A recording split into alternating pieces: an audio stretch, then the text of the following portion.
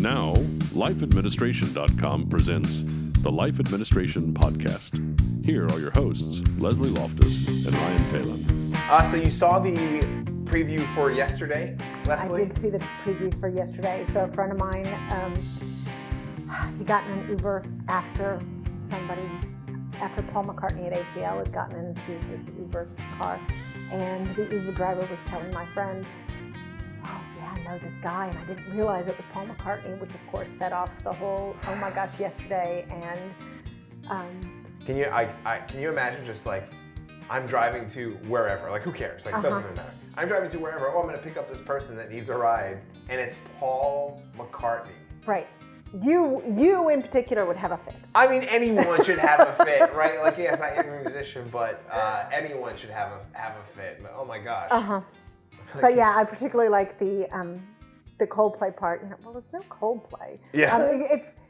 By the time this airs, everybody Yeah, will know it should what be out, yesterday is exactly. And then there's Spoilers also for a the movie that's not out yet. Ed Sheeran. Not Hey Jude. Hey Dude. Dude. Yeah.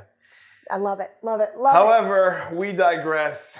As usual. You have tuned into the Life Administration Podcast. We are in episode 3. We're so happy that you're with us today. I am Ryan Talon, and with me, as always, Leslie Loftus. Hello. Leslie, how are you doing today?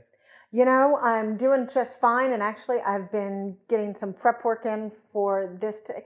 So my kids are out of town for camp. We're filming these in the summer, and one of the things I do during the summer when they're gone and I give them plenty of warning about this. By the way, if this area is not organized by the time you're gone, then I'm going to do it my way. So I've been doing it my way. And for the most part, especially the 2 older children, they have done a pretty good job of absorbing some of the skills that we're going to talk about today in Parental life planning. osmosis. And yes, and the next episode that we'll do is household management. Yes. Yep. So this stuff is going to come up. So I've got it all flowing in my brain because I'm like, oh, I need to tell daughter 3 this, that sort of thing. So you're pumped up today. I'm pumped up today. Awesome. I'm ready to talk life administration because I'm down in gritty doing it right now. Awesome. You're going to ask me how I'm doing, or is this just a one-way street? How's this relationship going to be? I'm doing great. Thank you so much. You're welcome. I know you're doing great. No, I'm doing great. Super excited about today. We did 2 episodes yesterday. We're planning on doing another 2 today, so we're going to have And you're another not one posted. salty today. I'm not salty today. Today I'm very, very happy. The sun is shining. The birds are singing. We're ready to rock and roll. So let's get going. Today's episode is making a life plan. Really critical to everything else that we're talking about. We talked about this in the last 2 episodes. This is sort of a foundational episode that will help us build for things that are coming into the future, right? So this is, we even talked about it being our Rosetta Stone, right? This is the thing that we're all speaking the same language. We're all kind of like coming from the same perspective. So the question that I would ask is, what's a life plan? Why? What is it? Why do we make it? Give us kind of the rundown of what this actually is. It's more of a guideline than So one of the things we're going to talk about is being too specific. So this is not the plan of, okay, well, I want to graduate when I'm 22. I want to be married when I'm 24. I want to have the first of 5 children by 25. And I want to be an OBGYN. By the way, this was the life plan that I had when I was like 17 and said, way too detailed in general. So it's not that kind of, rigid, okay, I know exactly what I'm going to do with my life. And I know how I'm going to go about it. No. But it's also not that purely aspirational, I want to have a lovely, fulfilling life, and I want to do some good for the world and for other people. That's way too vague. Everybody, first of all, wants to do that. And also there's no substance to it. There's no meat to it. Yeah. Mainly what we're talking about is creating a little bit of a roadmap for yourself so that if you come up to, okay, well, I wanted to be a lawyer. But now this marvelous opportunity has come up about the time I would be going to law school, and it's to go off and do that. Having a life plan is about saying, okay, you know what? I'm going to consciously choose either to go on with my plan and go for the lawyer thing, or I'm going to say, I'm going to take this marvelous opportunity. But there's a world of difference between that and just, oh, marvelous opportunity comes along, and so, oh, well, zig over to this marvelous opportunity. And then another one comes, because this is what tends to happen if you don't have a guideline. Well, then you zig from this marvelous opportunity to this one, and you might end up not really fulfilling any of those marvelous opportunities because you're just really chasing the opportunity. And you might not end up doing anything that you actually wanted to do because your life's just kind of going like this. And then one day you wake up and you've forgotten to do something that you thought you were going to do. The cliche one, and there was actually a book about this in the 2000s. This lady named Sylvia Ann Hewitt wrote a book about having a baby later on because she's like, oh my gosh, I woke up and I'd forgotten to have children. And if you want, if you want to have children, that's a bit of a problem. If you don't want to have children, well, it's fine, but make your choices your own and go ahead and, because as we have talked about many times before, you and I just were friends. Not making a choice is making a choice. Is actually a choice. And as a matter of fact, it's ceding your choices to other people around you. Absolutely. Which is not really what you want to do. Yep. So we're talking about a basic guideline so that if you want to zig, you've chosen to zig. But then to stay on your own court, well, you can do that more efficiently and better. I think it was ingrained in me at a young age, and I think it's ingrained in most people of to have a life plan. And I think the definition is really what we're talking about, right? We're talking about, early on you said, okay, when I'm 18, I'm going to do this. When I'm 23, I'm going to do this. When I'm 30, it's going to look like this. And when I'm 45, it's going to look like this. And I actually think that's like really dangerous. I think that you can set yourself up for failure when you put, for lack of a better term, arbitrary time. Like there is no way that you could possibly understand what 5 years down the road is going to look like. Correct. The people that you meet, the opportunities are going to come in your way, your passions may be different. All of those things can be flexible. Right. With that being said, I think there are certain milestones in life that are important, right? And like, I don't mean like having a kid, owning a house. Like, I think it's more internal than that. I think it's more, how are you feeling on your journey? Where am I going? And if I do have to make a zigzag, that I don't feel like it's a train wreck, that I feel like I'm comfortable doing it because I'm allowing myself to make a change. I sort of think about like kids that are in college or going to college, right? My sister-in-law's in college. I talk about her a lot. She is going to change majors so many times. Now, when I was going through school, the idea of changing a major was not as accepted as it is now. But I think it's important that you just say, hey, I'm in college, I'm working hard, I'm doing my best, this is going to produce benefits in my life later on down the line, and I'm not going to get bogged down in exactly what degree this is going to be. Like, the reality is nobody does the same thing when they start school than when they finish, right? When I started school, I was in business. I am now a music teacher. I am now a producer and podcaster. That chain and that cycle is not going to end.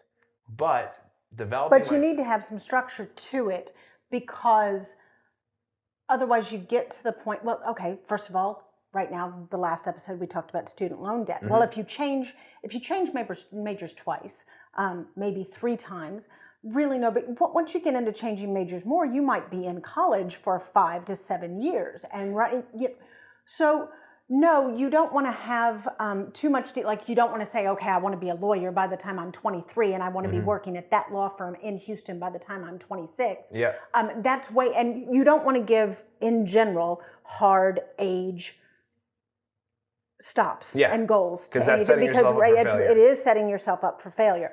But you need to have more structure than, okay, I'm going to college and I'm just going to work hard and I'm doing. You need more structure than that. And I think and I talk about this, like things that you're going to hear me say a lot, right? We talked about that segment last episode.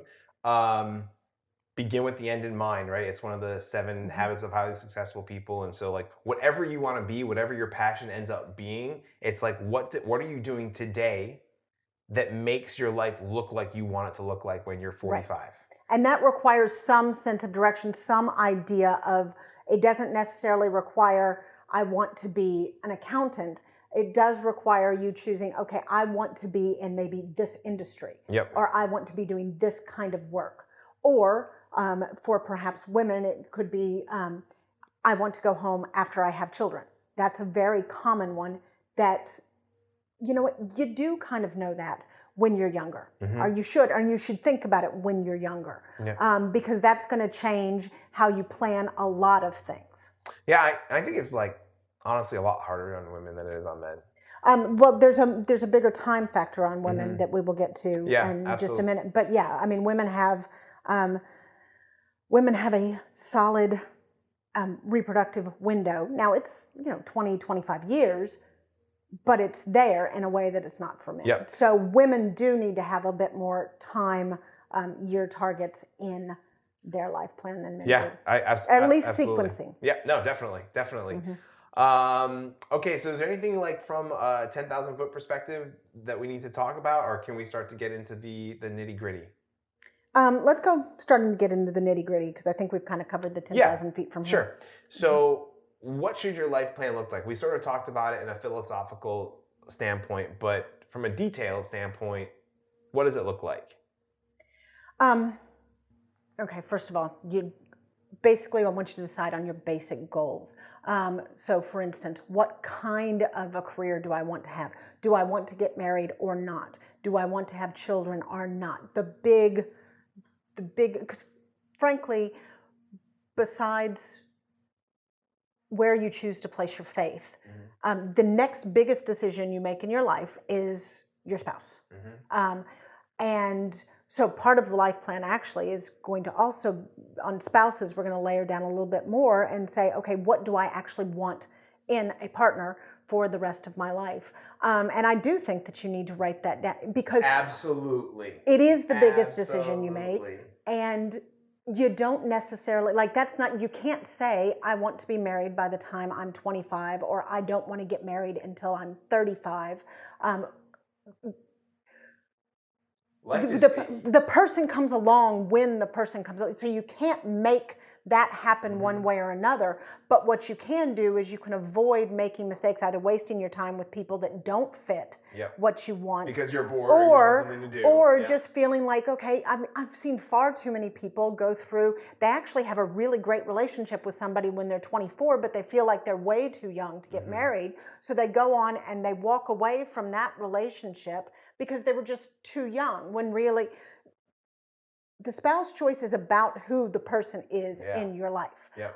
And that sets in motion a whole lot of other stuff. But that's really the biggest thing you need to plan. And you can't plan the when, you need to plan the what type of person are you looking for. Absolutely. And you need to think consciously about that. And I was not above like a pad and paper, pros and cons, that sort of thing.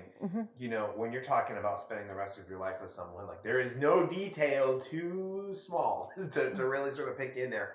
And I would just say from a coaching standpoint, from a life coaching standpoint, like you cannot compromise the things that you're looking for. It will only lead to resentment later on down the line, right? If you're a neat freak, you better be with someone that's kind of a neat freak. You're not going to change. Like those things, like people change like 10% one way or the other, but there's not like this sort of holistic change that people do. No, you can't go in thinking that the person, okay, I've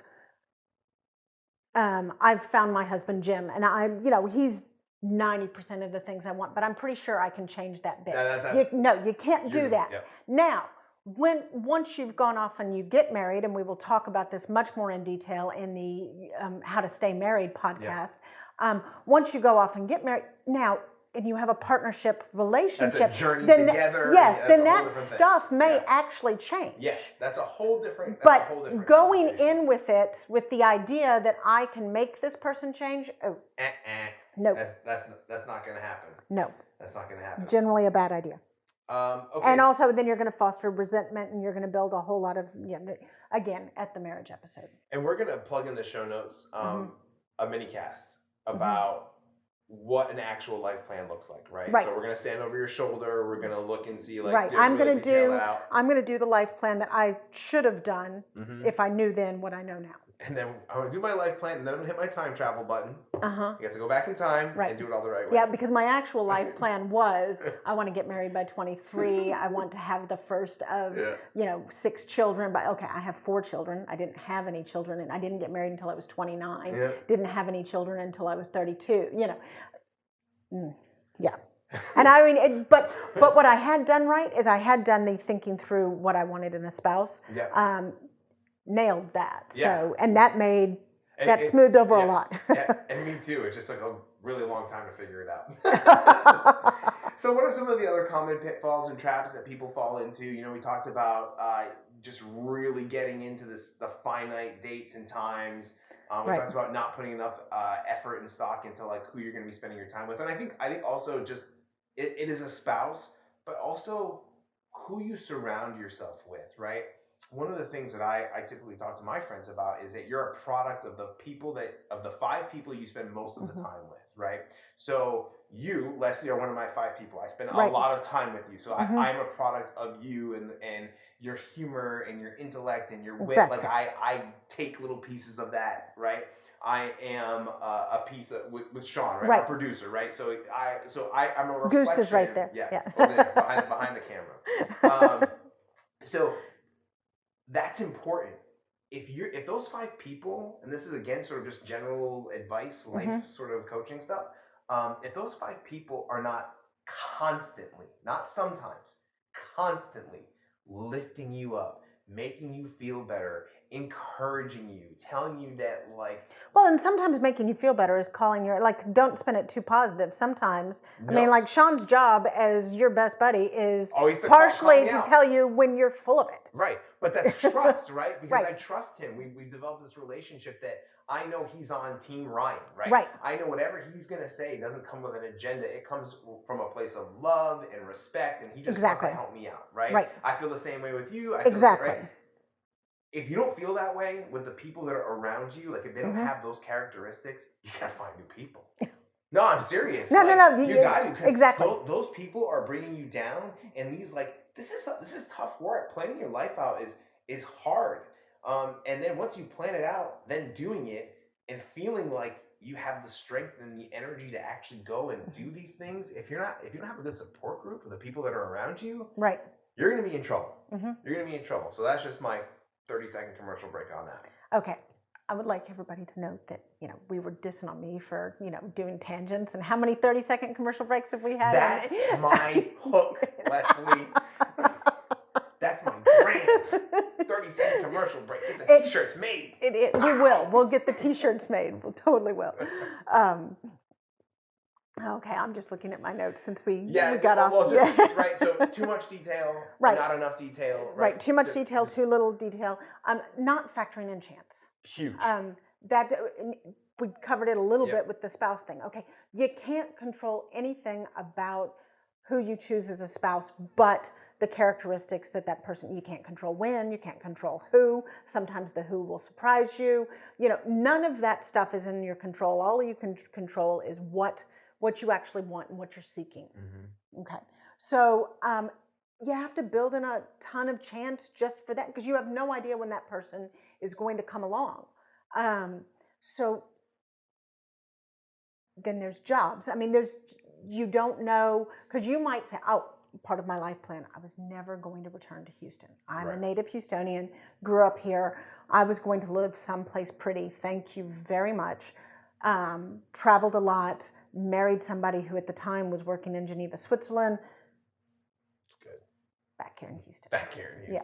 He's an oil and gas arbitration attorney. I was a maritime attorney. It was Houston, New York, or London. We did London for a little while after we got married, but neither one of us, he didn't want to do New York again. Anyway, Houston. I am now raising my children in Houston. And now I love it, by the way, but was not in my life plan at all. The only thing, it's hard to tell someone that's in their 20s, hey, you have to factor in chance for your life. You have to. Exactly. Because the only way that you understand that is when it happens to you.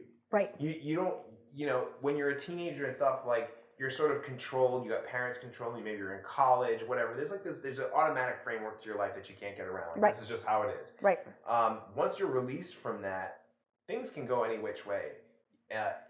And it's as simple as a conversation with someone like a stranger, that conversation could spark into something else. Right. I mean, as simple as me coming over to this house to give a music lesson one time sparked into everything that you see here in front of you, right?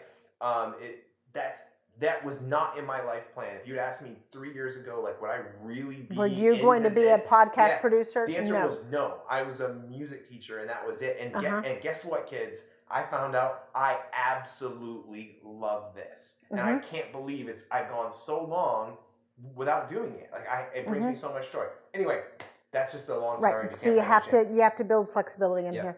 You also have to be willing to actually make choices.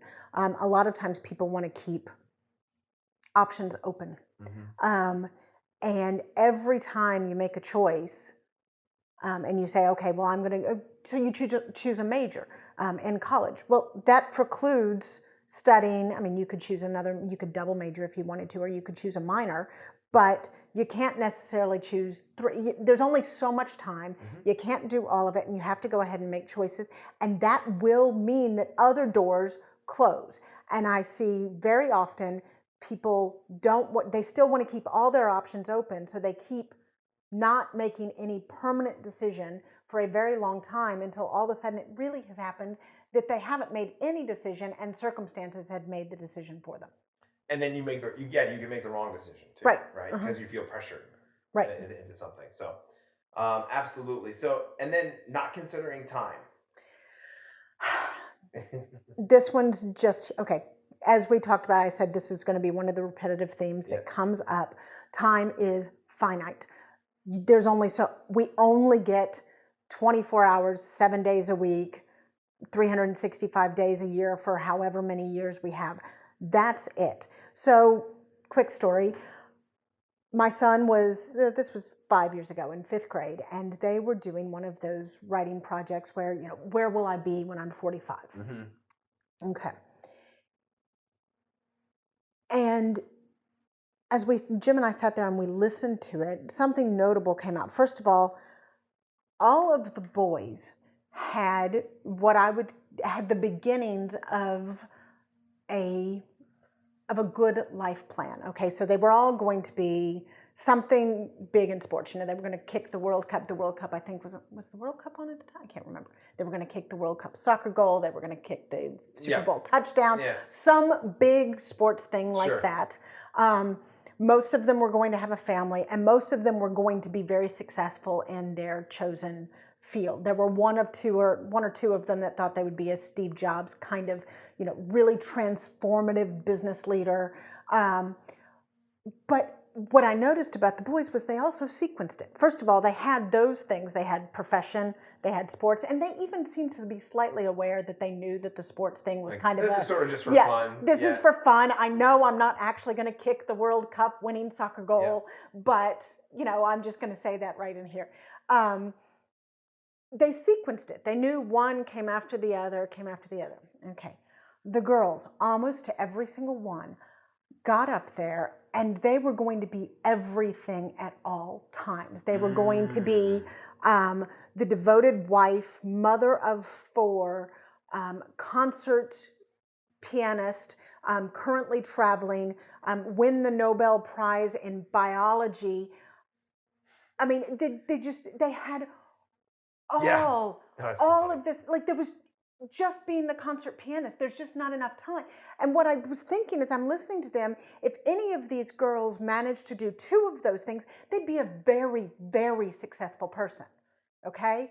But they had set themselves up. There was no sequencing in it. They were doing it all kind of at the same time with really no awareness of how much practice time it takes to be a concert pianist and how much study it takes to get up to be Nobel level biologist, much less, than throwing the family and everything in. On top of that, I was like, one day they're going to be 45 and they're going to look back and they're going to say, oh my gosh, I only did 2 of these things. I'm a failure.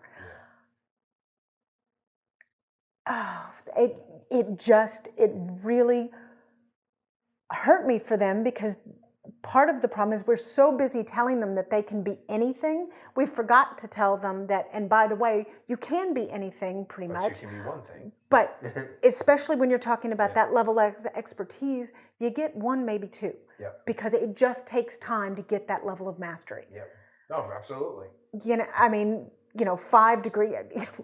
I think there was one kid that had 5 degrees or whatever. But yeah, it was just no sense. They were just going to do all of these pie in the sky things, and one day they're going to get older and they're only going to have done part of them, and they're going to feel like a failure when in fact, objectively, they are not.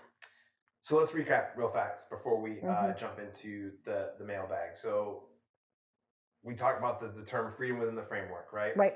So you want to have this life plan, and you want to have tangible goals. Right. But you don't this isn't like a SMART goal at work. This isn't like a time-bound kind of thing. No. This is, hey, let's just use a pianist just for the concept of it. I'm going to practice 1/2 hour a day for every single day, right? Or 5 days a week, or whatever that looks like, right? But you're doing things that ultimately lead you to where you want to be. Correct. And then at the same time, allowing yourself to have flexibility for different people coming into your life, right. Understanding that hey, today might not look like tomorrow. Right. There might be something shattering. It could be maybe a death in the family. Maybe I have to move. Maybe I'm going to change jobs, whatever. Right. But allowing yourself the freedom to be like, okay, this happened. Now I have to make some adjustments, right? Mm-hmm. Or the freedom, if some wonderful opportunity comes along, to say, okay, let me weigh this. Do I actually want to switch what I'm doing now? And I thought I wanted to do this pianist thing for forever, but now I have the opportunity to do podcasting. And well, frankly, or I got carpal tunnel syndrome. Right. I can't play anymore.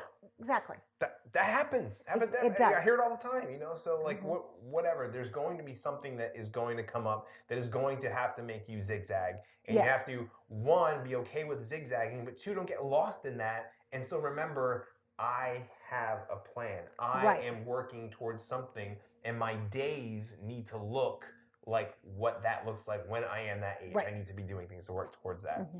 Obviously, picking a spouse and the people that you spend time with, hugely, hugely important. So I just want to jump into the mailbag, because we got some good questions here. And the first one we got is, how flexible can my life plan be? We talked a little bit about it, but I mean, how flexible are we talking here? For the most part, it can be as flexible as you want it to be. But the point is that you get to choose. Once again, if you have a general idea of where you want to end up, what you want to be doing, then you can weigh, when something else comes along, you can weigh and say, well, which one do I really want to do? Does this derail the other thing that I still want to do, or does it just delay it for a little while, or does it just change where it happens? But you're in control. Yeah. Now, we need to talk about a little bit. There is some. We might get to that when we talk a little bit about time. We're going to be joined by special guests. Special guests. Everyone, this is my Wolfhound Roe, who has come up just to say hello. She'll probably sniff around for a few minutes and hopefully not bark, because she's quite loud. But you do want flexibility in it, but it's not unlimited flexibility. So for instance, if you spent 6 years and 200,000, Ro, that's my camera, not yours. Mm-hmm. Sorry, everybody, for the nostril. Come on, come here. If you spent $200,000 and 6 years becoming a doctor, you don't necessarily want to just throw that away and say, oh, I've changed my mind and I want to do something else. Or if you do, well, there's a lot of heavy considerations that go into that. So yes, when you make some decisions, then they do preclude other things, or they do set you on certain paths that, there is a time that you can't change anymore. Then for women in particular, we do need to talk about, if you want to have children, then there is a certain window for that. Yeah. That's just how it is. That's just how it is. So you can't say, oh, I can just have children whenever I want and don't talk to me about egg freezing because, okay, medicine has been able to expand the edges of our fertility windows. It's been able to help with various things.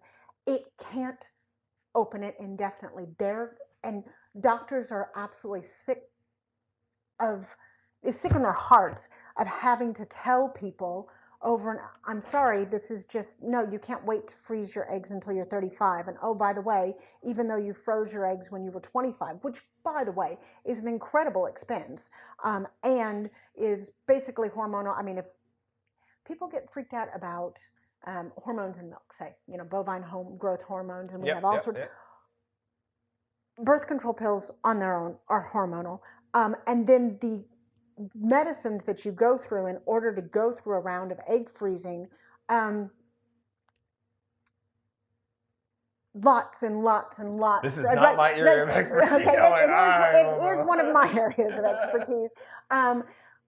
They basically flood you with hormones in order to get your body to do things that it doesn't. Women's bodies are not supposed to produce 12 to 20 follicles in a month. Yeah. They throw you with hormones in order to get you to do that. And it's still not a guarantee. The technology was actually developed for men and women who go through cancer treatments at an earlier age. So therefore, so women that had to have their ovaries removed because then they would go through egg freezing on the chance that they might have children later. Yep. But now we're doing it kind of as a matter of course, and businesses are even offering it as, oh, here's a benefit you can get for us because we want you to work for us as long as you can while you're young. And so don't worry about it. You can put it off indefinitely. No, you can't. And so if you want to have children, then women need to have some sense of timing of when they're going to aim to have children. Yeah, absolutely. And I can have lots in the show links about that. Yeah, lots in the show notes. And Paul, I have a feeling a podcast to come. Seems like there's a lot to talk about in that particular issue. The next question we sort of just answered it. Is there a timeline when things can change or when I can change? And it's like, yes, no, we but did. no. I jumped the gun. Right? You're right. Yes, no, it's okay. Yes, but no. At some point, you can't go back and be 30, right? Like I can't be 50 and be like, I want to play football now. Like it's just not going to happen. Exactly. Right? Like there's just certain things that I can't decide to go into ballet now. Yeah, so not going to happen. You have to make cost benefit judgments about, okay, am I giving up something that I can ultimately get back financially, or is it something I'm doing for myself, for my own happiness, whatever? But the reality is, you can't. And one of the best things you can do to figure out some of this stuff is talk to some of your elders around you, some of those people around you, whether it's a parent, whether it's an older sibling, an uncle, somebody at work. One of the best, I just started work and I started working at the law firm, and shortly thereafter I turned 30. And for some reason, 20 to 30 is a bit depressing. And one of the lady partners there was going into her 60s, and she's like, oh no, honey, 20 is by far the worst, with the exception of the fact that, like if you sprain your ankle, you can just shake it off and, you're done. So physically 20 stay out for 4 nights in a row exactly. till 3 o'clock. Physically 20 is great, but otherwise life gets better generally with each decade. And some of the best advice I go. So go seek out some of the people that have been here before and ask them. And trust what they have to say, because Right. you don't know. You can't possibly have the experience. At 25, it seems like time stretches out completely before you, that all you're ever going to have to do to fit into your skinny jeans is starve yourself for 2 days, that if you trip and twist your knee, walk it off. You can walk it off. I mean, you don't have age spud. The whole wrinkling thing hasn't happened. I mean, I almost broke my hip getting out of bed this morning. I mean, I wish I was joking. My first step was false, and I just went down like a ton of bricks. Yes. I mean, it was not a good moment for me. Thankfully, my wife was still sleeping, because if she saw that, she'd still be laughing? Yes. I would hear about it. After she helped pick you up off the floor, she would still be laughing. Your life plan needs to be how to figure out how to walk. I'm like, oh, thank you, sweetheart. Yeah. In any case, one of the things that we talk about pretty often, and we're going to continue to talk about it, is just like giving back, right? And so maybe putting a little place in your life plan for giving back to your community. So we have this question that asks us, how important is it to give back to your community Does something like that belong in a life plan? If not, like what sort of outliers should be included? Like these things that maybe aren't like main points, but little sort of asides here and there. Is that something we should be including in our life plan? Well, let's talk about the generosity point. Nice thing about generosity is you can do it wherever you are. That's and right. that's one of the, to the extent that it's in your life plan, it's just kind of as an overarching that you're always looking for. You want to be a person who gives back to their community. So you're always looking, no matter where you go, you're looking for opportunities to do that. And again, we will talk about that more. And we do that because it makes us feel good. It makes the other people feel good. There's a lot of and it builds like up our community. reasons. I mean, yeah, scientifical. There's a word too. That's a nice word. Lots of benefits for you. Tons of benefits for your society. It's just the way to go. But it doesn't really need to be in the life plan because it can happen all the time. You can fit it in wherever you need to. It's just this constant. Yeah, absolutely. Some life plans will require some incidentals. So for instance, let's go back to the concert pianist. Well, a concert pianist travels a lot. There's a lot of jobs that travel a lot. So if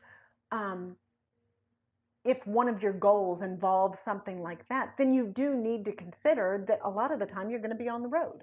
And that is going to affect, it's not so much that you put that in your life plan, but that you have to take it into account when you're making one. Yeah, absolutely. Because those are just real life constrictions. Like that's just how it goes. Right. So I think that wraps up the mailbag for us today. So we just want to say thank you so much for being with us right now. And again, we're just getting going. We're still working out the kinks, but we're having a great time. Please, if you have any feedback, definitely you can find me on Twitter at Ryan Talon, RyanTaillon. Leslie, where can folks find you? I am on Twitter at Leslie Loftus Text, but I'm sporadically there. The biggest place I'm going to be is on the website and email at the website. Right. So check out the website, lifeadministration.com. Any sort of mini casts or things that are supplementary to our podcast. You'll hear us say those words mini cast pretty often. Those are typically much more detailed as far as like, this is actually how you do the thing that we're talking about. So we will have a mini cast, like you said, where I'm sitting here, I'm putting down a life plan, working it through. And then I'm just going to throw life changes at you and go, broke your leg. What do you do now? It'll be a good time. So stay tuned for those mini casts. Again, thank you guys so much for being with us. And our next episode is exciting too. Basic household management. Well, it's exciting. Exciting, I guess. Right now. Are you sure it's not creepy chills? But seriously, like again, another sort of foundational. Yes. We got a life plan. Okay, we got this plan. Now we're gonna learn how to run our house and do it in an effective way, so we can execute the life plan. That we have, household management is about making time for everything else. So with that, again, I'm Ryan. We're signing off. Have a great day. See y'all later. Bye. Bye.